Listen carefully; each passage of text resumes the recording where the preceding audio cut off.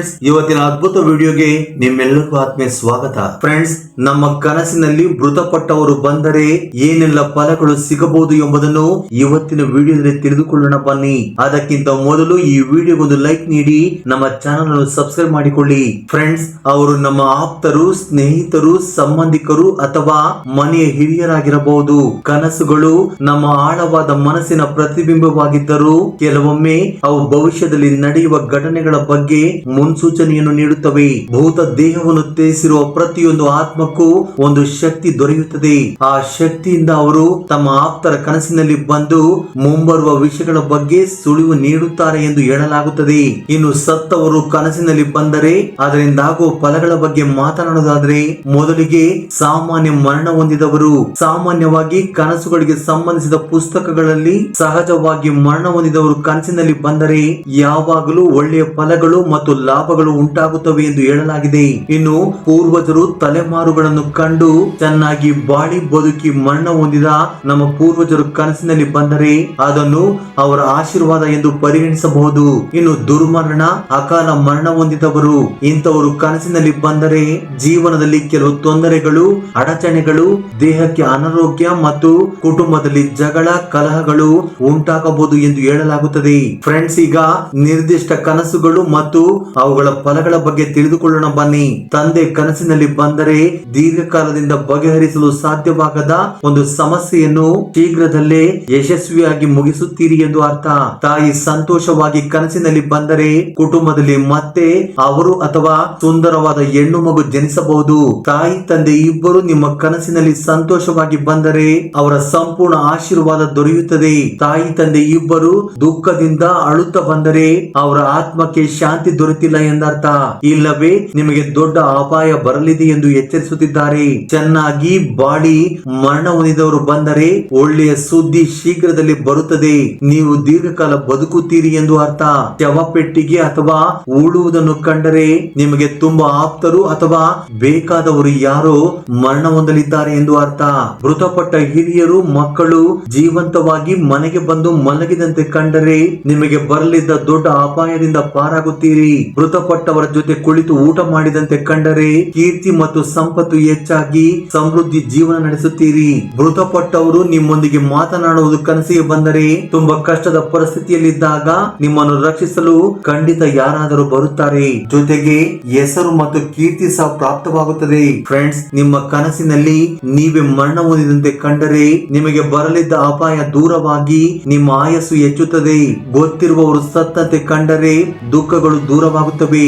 ಮೃತರನ್ನು ಹೊತ್ತೊಯ್ಯುವಂತೆ ಕಂಡರೆ ಒಳ್ಳೆಯದೇ ನಡೆಯುತ್ತದೆ. ಮೃತರು ಆಶೀರ್ವಾದ ಮಾಡಿದಂತೆ ಕಂಡರೆ ಪೂರ್ವಜರ ಆಶೀರ್ವಾದ ಮತ್ತು ಕೃಪೆ ನಿಮಗೆ ದೊರೆಯುತ್ತದೆ. ಜೊತೆಗೆ ಪಿತೃದೋಷದ ಬಾಧೆ ಕಡಿಮೆಯಾಗುತ್ತದೆ. ಮೃತರು ಅಳುತ್ತಾ ಕಂಡರೆ ಅಪಶಕುನ, ಯಾವುದೋ ಕೆಟ್ಟ ವಿಷಯ ನಡೆಯಲಿದೆ ಎಂದು ಅರ್ಥ ಮಾಡಿಕೊಳ್ಳಿ. ಆಗ ನೀವು ತಕ್ಷಣ ದೇವಸ್ಥಾನಕ್ಕೆ ಹೋಗಿ ಅರ್ಚನೆ ಮಾಡಿಸುವುದು ಒಳ್ಳೆಯದು. ಆಪ್ತ ಸಂಬಂಧಿಕರು ಮರಣ ಹೊಂದಿದಂತೆ ಕಂಡರೆ ಅವರ ಕಷ್ಟಗಳು ದೂರವಾಗಲಿವೆ ಎಂದರ್ಥ. ಸ್ನೇಹಿತರು ಮರಣ ಹೊಂದಿದಂತೆ ಕಂಡರೆ ಶೀಘ್ರದಲ್ಲೇ ಒಂದು ಒಳ್ಳೆಯ ಸುದ್ದಿ ನಿಮ್ಮನ್ನು ತಲುಪುತ್ತದೆ. ಮಕ್ಕಳು ಮರಣ ಹೊಂದಿದಂತೆ ಕಂಡರೆ ಕನಸು ಕಂಡವರಿಗೆ ದೊಡ್ಡ ಅಪಾಯ ಬರಲಿದೆ. ಹೊಸದಾಗಿ ಮದುವೆಯಾದ ಗಂಡನಿಗೆ ಹೆಂಡತಿ ಅತ್ತಂತೆ ಕಂಡರೆ ಅವರಿಗೆ ಅವಳಿ ಮಕ್ಕಳು ಜನಿಸಬಹುದು. ಮೃತ ಪತ್ನಿ ಸಂತೋಷವಾಗಿ ನೆಮ್ಮದಿಯಾಗಿ ಕಂಡರೆ ಕನಸು ಕಂಡವರ ಜೀವನವು ನೆಮ್ಮದಿ ಮತ್ತು ಸಂತೋಷದಿಂದ ಕೂಡಿರುತ್ತದೆ. ಮೃತ ಪತ್ನಿ ದುಃಖದಿಂದ, ಕಳವಳದಿಂದ ಕಂಡರೆ ಜೀವನದಲ್ಲಿ ಸ್ಥಿರತೆ ಇಲ್ಲದೆ ಕಷ್ಟಗಳನ್ನು ಅನುಭವಿಸಬೇಕಾಗುತ್ತದೆ. ಗೊತ್ತಿರುವವರು ಆತ್ಮಹತ್ಯೆ ಮಾಡಿಕೊಂಡಂತೆ ಕಂಡರೆ ಹತ್ತಿರ ಬಂದಿದ್ದ ಅಪಾಯಗಳು ದೂರವಾಗಿ ಒಳ್ಳೆಯ ಫಲಗಳು ಉಂಟಾಗುತ್ತವೆ. ಶವವನ್ನು ಕಂಡರೆ ಶೀಘ್ರದಲ್ಲಿ ಯಾವುದಾದರೂ ಶುಭ ಕಾರ್ಯಗಳು ನಡೆಯಲಿವೆ. ಫ್ರೆಂಡ್ಸ್, ಈಗ ಇತರೆ ಕನಸುಗಳು ಮತ್ತು ಅವುಗಳ ಫಲಗಳ ಬಗ್ಗೆ ತಿಳಿದುಕೊಳ್ಳೋಣ ಬನ್ನಿ.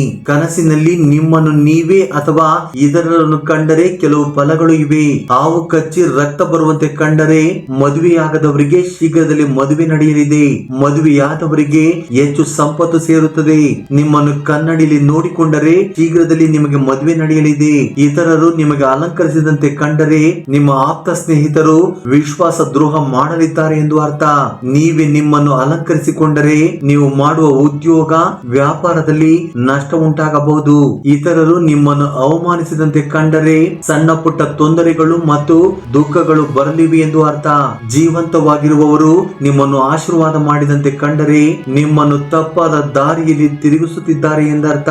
ನಿಮ್ಮ ದೇಹದಿಂದ ರಕ್ತ ಬಂದಂತೆ ಕಂಡರೆ ನಿಮ್ಮ ಪ್ರತಿಭೆ ಗುರುತಿಸಲ್ಪಟ್ಟು ಹೆಸರು ಮತ್ತು ಪ್ರಖ್ಯಾತಿ ದೊರೆಯಲಿದೆ. ಪರಿಚಯವಿಲ್ಲದ ಸ್ತ್ರೀಯರೊಂದಿಗೆ ಮಾತನಾಡಿದರೆ ನೀವು ಇತರರೊಂದಿಗೆ ಉನ್ನತ ಸ್ಥಾನವನ್ನು ತಲುಪುತ್ತೀರಿ ಎಂದು ಅರ್ಥ. ಸುಂದರ ಮಹಿಳೆಯರು ಕಂಡರೆ ಜೀವನದಲ್ಲಿ ಸಂತೋಷ ಉಂಟಾಗಲಿದೆ ಎಂದು ಅರ್ಥ. ಶಿಕ್ಷಕರು ಆಚಾರ್ಯರು ಕಂಡರೆ ಜೀವನದಲ್ಲಿ ಸಮೃದ್ಧಿ ಹೆಚ್ಚಾಗಿ ಅಮೋಘವಾಗಿ ಬಾಳುತ್ತಾರೆ. ಶಿಕ್ಷಕರೊಂದಿಗೆ ಮಾತನಾಡುವುದು ಅಥವಾ ಅವರನ್ನು ನೋಡುವುದು ಸಹ ಒಳ್ಳೆಯದೇ. ಚಿಕ್ಕ ಮಕ್ಕಳು ನಗುತ್ತಾ ಕಂಡರೆ ಒಳ್ಳೆಯ ಫಲಗಳು ದೊರೆಯುತ್ತವೆ. ಕನಸುಗಳ ಫಲಗಳು ಅಂದ್ರೆ ಕನಸಿನಲ್ಲಿ ಕಂಡರೆ ಆಗುವ ಪರಿಣಾಮಗಳ ಬಗ್ಗೆ ಮಾತನಾಡೋಣ ಬನ್ನಿ. ಉತ್ತಮ ಆರೋಗ್ಯ. ನಿಮ್ಮ ಸಹೋದರಿ ನಿಮ್ಮ ಮನೆಗೆ ಬಂದಂತೆ ಅಥವಾ ನೀವು ಅವರನ್ನು ಸಂತೋಷವಾಗಿ ಕನಸಿನಲ್ಲಿ ಕಂಡರೆ ನಮಗೆ ಉತ್ತಮ ಆರೋಗ್ಯ ದೊರೆಯುತ್ತದೆ ಎಂದು ಅರ್ಥ. ದುಃಖ ಸಂಕಷ್ಟಗಳು. ನೀವು ಮಾತ್ರವೇ ಏನನ್ನಾದರೂ ಒಬ್ಬರೇ ತಿನ್ನುತ್ತಿರುವಂತೆ ಕನಸು ಕಂಡರೆ ನಿಮಗೆ ಕೆಲವು ಸಂಕಷ್ಟಗಳು ಎದುರಾಗಬಹುದು. ಮನಸ್ತಾಪ.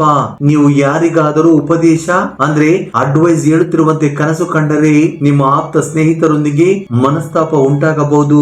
ತಡೆ ಹಿಡಿದ ಕೆಲಸಗಳ ಯಶಸ್ಸು. ನೀವು ಯಾರನ್ನಾದರೂ ಅವಮಾನ ಮಾಡುವಂತೆ ಅಥವಾ ಗೌರವಿಸುವಂತೆ ಕನಸು ಕಂಡರೆ ತಡೆ ಹಿಡಿಯಲ್ಪಟ್ಟ ಕೆಲಸಗಳು ಬೇಗನೆ ಕೈಗೂಡುತ್ತವೆ. ಹೊಸ ಪ್ರಯತ್ನಗಳಲ್ಲಿ ಸೋಲು. ನೀವು ಯಾರೊಂದಿಗಾದರೂ ಕೋಪದಿಂದ ಮಾತನಾಡುತ್ತಿರುವಂತೆ ಕನಸು ಕಂಡರೆ ನಿಮ್ಮ ಹೊಸ ಪ್ರಯತ್ನಗಳು ವಿಫಲಗೊಳ್ಳುತ್ತವೆ.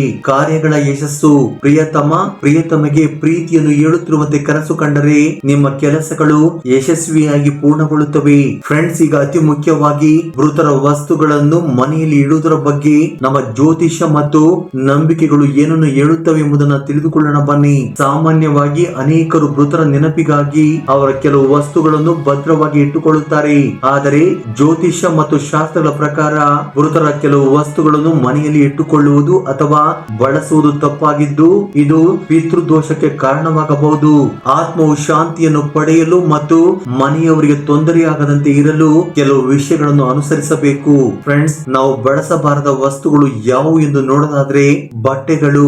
ಜ್ಯೋತಿಷ್ಯದ ಪ್ರಕಾರ ಮನೆಯವರು ಮೃತರ ಬಟ್ಟೆಗಳನ್ನು ಬಳಸಬಾರದು ಅಥವಾ ಧರಿಸಬಾರದು.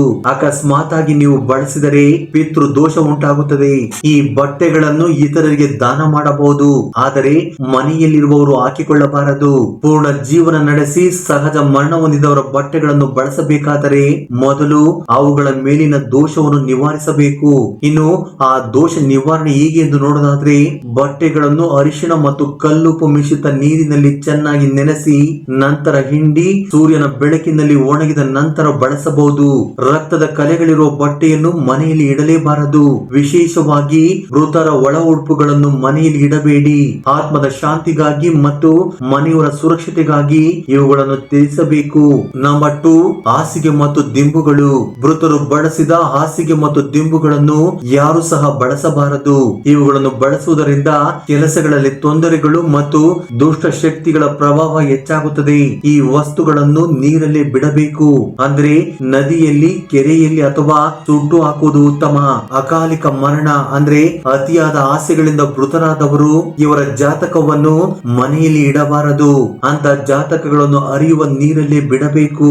ಸಹಜ ಮರಣ ಹೊಂದಿದ 45 ವರ್ಷಕ್ಕಿಂತ ಮೇಲ್ಪಟ್ಟವರ ಜಾತಕವನ್ನು ಮಾತ್ರ ಮನೆಯಲ್ಲಿ ಇಟ್ಟುಕೊಳ್ಳಬಹುದು. ಚಪ್ಪಲಿಗಳು. ಮೃತರ ಚಪ್ಪಲಿಗಳನ್ನು ಬಳಸಬಾರದು, ಹಾಗೆಯೇ ದಾನ ಕೂಡ ಮಾಡಬಾರದು.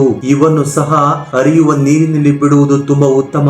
ಸಾಮಾನ್ಯವಾಗಿ ಬಳಸಿದ ಚಪ್ಪಲಿಗಳನ್ನು ದಾನ ಮಾಡಬಾರದು ಎಂದು ಹೇಳಲಾಗುತ್ತದೆ. ಗಡಿಯಾರ. ಮೃತರ ಗಡಿಯಾರವನ್ನು ಬಳಸಬಾರದು, ಇದು ಅಶುಭಕರ ಎಂದು ಹೇಳಲಾಗಿದೆ. ಇದರಿಂದ ಪಿತೃದೋಷ ಉಂಟಾಗಿ ಕುಟುಂಬದಲ್ಲಿ ಕೆಟ್ಟ ಪರಿಣಾಮಗಳು ಆಗಬಹುದು. ಈ ಗಡಿಯಾರವನ್ನು ದಾನ ಮಾಡಬಹುದು, ಆದರೆ ಕುಟುಂಬದವರು ಬಳಸಬಾರದು. ಒಡವೆಗಳು. ಮೃತರು ಕೊನೆಯದಾಗಿ ಧರಿಸಿದ ಆಭರಣಗಳನ್ನು ನೇರವಾಗಿ ಬಳಸಬಾರದು. ಅವುಗಳನ್ನು ಕರಗಿಸಿ ಹೊಸ ವಿನ್ಯಾಸದ ಆಭರಣಗಳನ್ನು ಮಾಡಿಸಿ ನಾವು ಬಳಸಬಹುದು. ವಂಶ ಪಾರಂಪರ್ಯವಾಗಿ ರಕ್ಷಣೆ ಮಾಡಿಕೊಂಡು ಬಂದಿರುವ ಆಭರಣಗಳನ್ನು ಬಳಸುವುದರಿಂದ ಯಾವುದೇ ದೋಷವಿಲ್ಲ. ಇನ್ನು ಫ್ರೆಂಡ್ಸ್, ಮರಣದ ನಂತರ ಆಚರಿಸಬೇಕಾದ ಆಚರಣೆಗಳು. ಮೃತರ ಆತ್ಮಕ್ಕೆ ಶಾಂತಿ ಸಿಗಲು ಸರಿಯಾದ ಸಂಸ್ಕಾರಗಳನ್ನು ಮಾಡುವುದು ಅತ್ಯಗತ್ಯ. ಸಾವಿನ ಮನೆಯಲ್ಲಿ ಜಗಳವಾಡುವುದು ಮಹಾಪಾಪ. ಮರಣದ ದಿನದಿಂದ 16 ದಿನಗಳವರೆಗೆ ಮಾಂಸಾಹಾರ ಸೇವಿಸಬಾರದು. ಕೋಲು ಇಟ್ಟವರು ಅಂದ್ರೆ ಕೊನೆಯ ಕರ್ಮ ಮಾಡುವವರು ಬಾಳಿಗೆಲೆಯಲ್ಲಿ ಮಾತ್ರ ಊಟ ಮಾಡಬೇಕು. ಶಾಸ್ತ್ರ ಪ್ರಕಾರ ಒಬ್ಬ ವ್ಯಕ್ತಿ ಮರಣ ಹೊಂದಿದ ನಂತರವೂ ಅವರ ಆತ್ಮವು ಸ್ವಲ್ಪ ಕಾಲ ಭೂಮಿಯ ಮೇಲೆ ಅಲಿಯುತ್ತಿರುತ್ತದೆ. ನಿರ್ದಿಷ್ಟ ಸಮಯದ ನಂತರವೇ ಅದು ಪಿತೃಲೋಕವನ್ನು ತಲುಪುತ್ತದೆ. ಈ ಕಾರಣಕ್ಕಾಗಿಯೇ ಮೃತರ ವಸ್ತುಗಳಲ್ಲಿ ಅವರ ಸಕಾರಾತ್ಮಕ ಮತ್ತು ನಕಾರಾತ್ಮಕ ಶಕ್ತಿಗಳು ಉಳಿದಿರುತ್ತವೆ. ಗರುಡ ಪುರಾಣ ಮತ್ತು ಹಿಂದೂ ನಂಬಿಕೆಗಳ ಪ್ರಕಾರ ಒಬ್ಬ ವ್ಯಕ್ತಿ ಮಾಡಿದ ಒಳಿತು ಕೆಡುಕುಗಳ ಆಧಾರದ ಮೇಲೆ ಆತ್ಮವು ಸ್ವರ್ಗಕ್ಕೆ ಅಥವಾ ನರಕಕ್ಕೆ ಹೋಗುತ್ತದೆ. ಅಲ್ಲಿ ಕೆಲವು ದಿನಗಳ ಕಾಲ ಕಳೆದ ನಂತರ ಆ ಆತ್ಮವು ಮತ್ತೊಂದು ದೇಹವನ್ನು ಪ್ರವೇಶಿಸಿ ಪುನರ್ಜನ್ಮ ಪಡೆಯುತ್ತದೆ. ಇದು ಒಂದು ಚಕ್ರದಂತೆ ಮುಂದುವರಿಯುತ್ತದೆ. ಇನ್ನು ಕ್ರಿಶ್ಚಿಯನ್ ನಂಬಿಕೆಯ ಪ್ರಕಾರ ಮರಣದ ನಂತರವೂ ಆತ್ಮವು ಸಂಪೂರ್ಣವಾಗಿ ವಿಶ್ರಾಂತಿ ಸ್ಥಿತಿಗೆ ಹೋಗುತ್ತದೆ.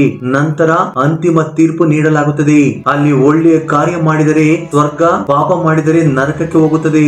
ವಿಜ್ಞಾನಿಗಳ ಪ್ರಕಾರ ವ್ಯಕ್ತಿಯು ಕ್ಲಿನಿಕಲ್ ಡೆಡ್ ಎಂದು ಘೋಷಿಸಿದರು.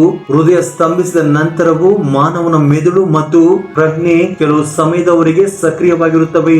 ಹೃದಯ ಬಡಿತ ನಿಂತ ನಂತರ ರಕ್ತ ಮತ್ತು ಆಮ್ಲಜನಕದ ಕೊರತೆಯಿಂದಾಗಿ ದೇಹದ ಅಂಗಾಂಶಗಳು ಸಾಯುತ್ತವೆ. ಆದರೆ ಮೆದುಳು ಕೆಲವು ಗಂಟೆಗಳವರೆಗೆ ಜೀವಂತವಾಗಿರಬಹುದು. ಮರಣದ ಅಂಚಿನಿಂದ ಮರಳಿ ಬಂದ ಅನೇಕರು ಆ ಸಮಯದಲ್ಲಿ ತಮ್ಮ ಕುಟುಂಬ ಸದಸ್ಯರನ್ನು ಅಥವಾ ಮಾರ್ಗದರ್ಶಕರನ್ನು ಕಂಡಿರುವುದಾಗಿ ಹೇಳಿದ್ದಾರೆ. ಫ್ರೆಂಡ್ಸ್, ಈ ವಿಡಿಯೋ ಬಗ್ಗೆ ನಿಮ್ಮ ಅನಿಸಿಕೆ ಅಭಿಪ್ರಾಯಗಳನ್ನು ಕಮೆಂಟ್ ಬಾಕ್ಸ್ ಅಲ್ಲಿ ಕಮೆಂಟ್ ಮಾಡಿ. ಹಾಗೆ ಈ ವಿಡಿಯೋ ನಿಮ್ಗೆ ಇಷ್ಟವಾಗಿದ್ದರೆ ದಯವಿಟ್ಟು ಲೈಕ್ ನೀಡುವುದನ್ನು ಮರೆಯಬೇಡಿ. ಜೈ ಶ್ರೀಕೃಷ್ಣ ವಾಸುದೇವ. ಧನ್ಯವಾದಗಳು.